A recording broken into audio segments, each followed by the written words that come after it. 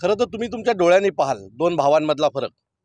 ज्यांना शिवसेना मिळायला हवी होती त्यांची 4 तारखेची सभा आणि ज्यांची कुवत नसताना मिळालेली शिवसेना त्यांची सभा, ही तुम्हाला दोघांची कुवत ही परवा कळेल.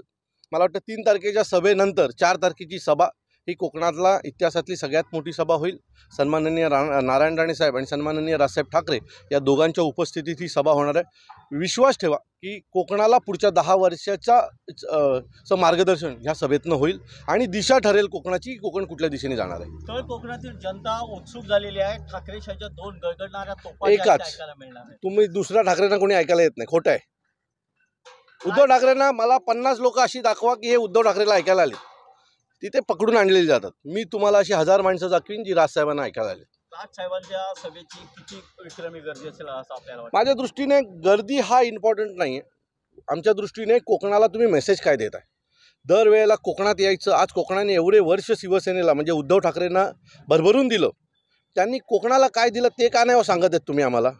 तुमच्या सभेमध्ये गद्दार, मिंदे, खोके हेच येत आहे. तुम्ही कोकणाला काय दिलं ते सांगा, नाही तर आम्ही सांगू की आम्ही कोकणासाठी काय करणार आहोत. त्यामुळे मला असं वाटतं की गर्दी कोणाची किती आहे. राज ठाकरे साहेब येणार म्हणजे गर्दी होणारच, नारायण राणे साहेब त्या स्टेजवर असणार म्हणजे गर्दी होणारच. हा काही विशेष भाग नाही आहे. विशेष आहे की तुम्ही कोकणाला देणार काय आहात.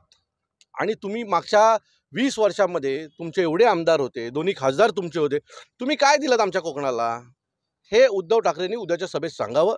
राजसाहेब पुढच्या 10 वर्षात आम्ही कोकणाला काय देऊ ते सांगतील. हे पटांगण पुरेल का राजसाहेबांच्या सभेला? आता काय आहे ना, पटांगणच छोटं आहे, इथं जागा नाही आहे. सो जी आहे त्यात आम्ही आमची तयारी करू. आणि आमची कॉम्पिटिशन ही तुम्ही कृपया करून उद्धव ठाकरेंची करू नका.